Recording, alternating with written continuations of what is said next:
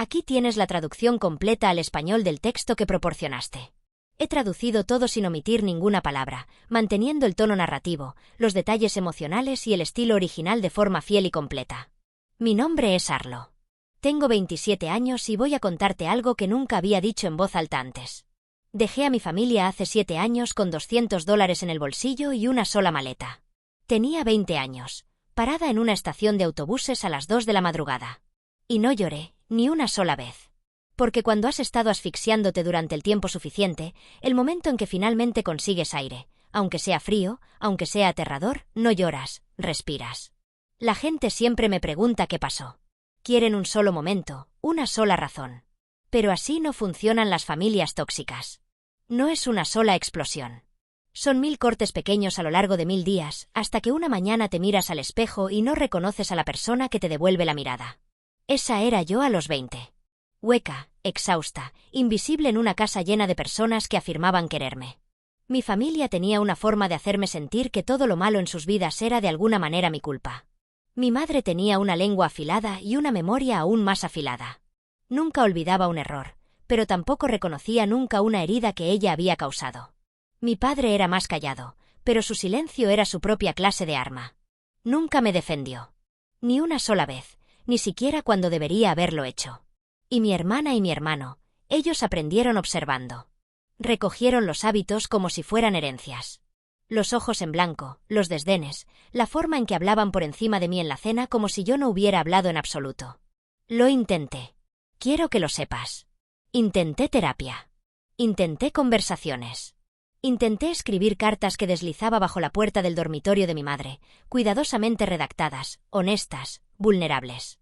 Ella bajaba a la mañana siguiente y me las devolvía sin decir una palabra, sin abrir. El punto de quiebre no fue dramático. Fue un martes. Acababa de ser aceptada en un programa de diseño en otra ciudad, algo por lo que había trabajado durante 2 años, algo que era completamente mío.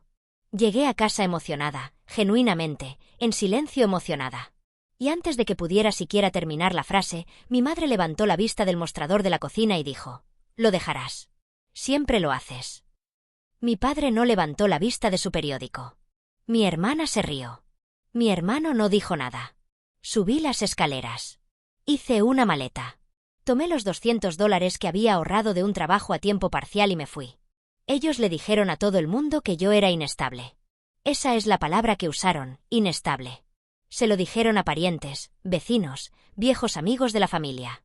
Construyeron una versión de mí que los convertía a ellos en las víctimas y a mí en la villana. Y como yo no estaba allí para defenderme, esa versión de mí se extendió. Me convertí en la hija inestable que abandonó a su amorosa familia sin razón alguna. No lo combatí. No llamé. No envié mensajes. Me quedé completamente en silencio. Y me mantuve así durante 7 años. Esos 7 años no fueron fáciles. Quiero ser honesta sobre eso. Hubo noches en las que comí arroz solo porque no podía permitirme nada más. Hubo inviernos en los que trabajé 2 empleos y aún así llegaba a casa demasiado cansada para llorar. Hubo momentos de soledad tan pesados que pensé que podría colapsar bajo su peso. Pero también había algo que nunca había experimentado antes dentro de esa casa familiar. Había paz. Paz real. Del tipo en el que te despiertas por la mañana y tu primer pensamiento no es temor.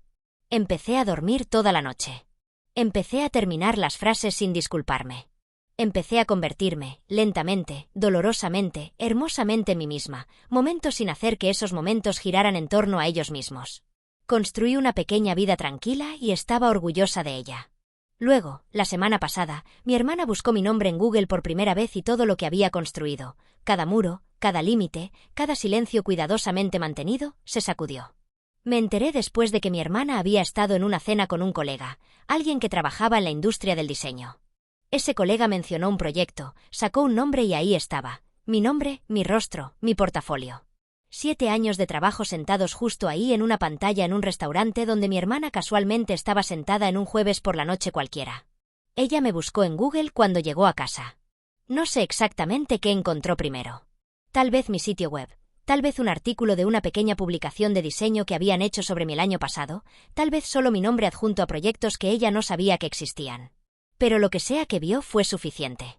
Llamó a nuestra madre gritando. Luego a nuestro padre, luego a nuestro hermano. En las siguientes 24 horas, Tuve 43 mensajes de voz. 43, no los escuché de inmediato. Me senté con el teléfono en la mano y miré ese número como si fuera un idioma extranjero. 43 mensajes en una sola noche de personas que no se habían comunicado en 7 años. Ni en mi cumpleaños, ni durante las fiestas, ni una sola vez. Y ahora, de repente, 43 veces en 24 horas. Preparé té. Me senté en el suelo de mi apartamento y empecé a escuchar. Cada uno de los 43 mensajes de voz decía las mismas 2 palabras. Vuelve a casa. No lo siento. No estábamos equivocados.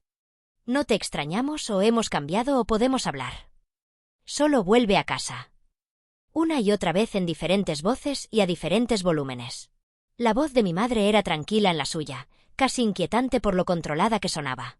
Mi padre dejó 2 mensajes, ambos idénticos, ambos cortos. Los mensajes de mi hermana se volvieron más fuertes a medida que avanzaba la noche.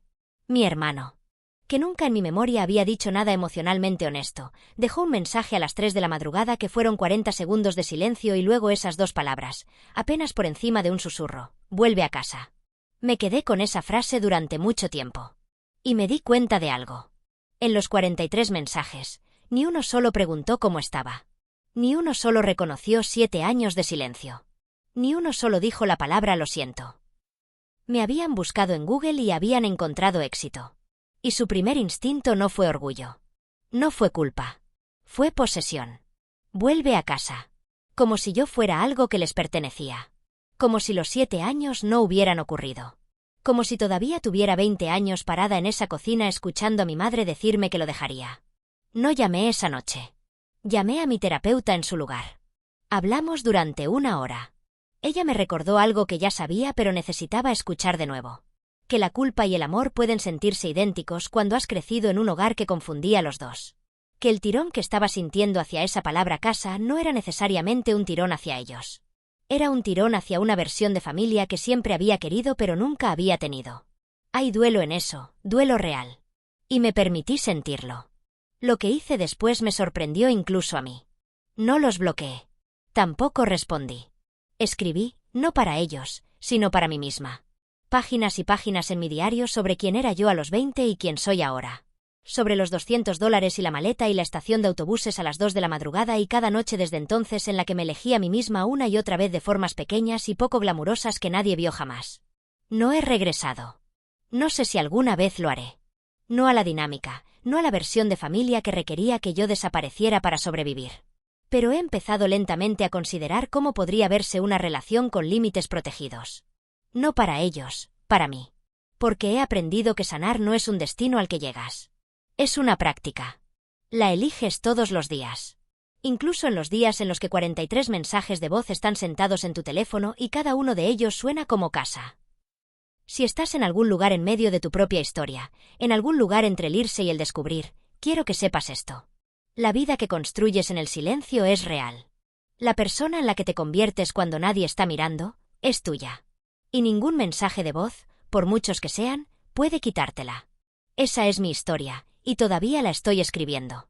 Si esta historia tocó algo dentro de ti, si te hizo sentir visto o menos solo o simplemente un poco más comprendido, por favor suscríbete a este canal. Cada semana comparto historias reales de personas reales que navegan por las partes más difíciles y más honestas de ser humano. Presiona ese botón de suscripción, activa las notificaciones y regresa porque la siguiente historia podría ser la que lo cambie todo para. Nota: el texto original termina de forma abrupta e incompleta con las palabras "The next story might be the one that changes everything for". He traducido todo lo que proporcionaste sin agregar ni omitir nada, incluyendo esa frase final incompleta. Si tienes la continuación o deseas algún ajuste, avísame.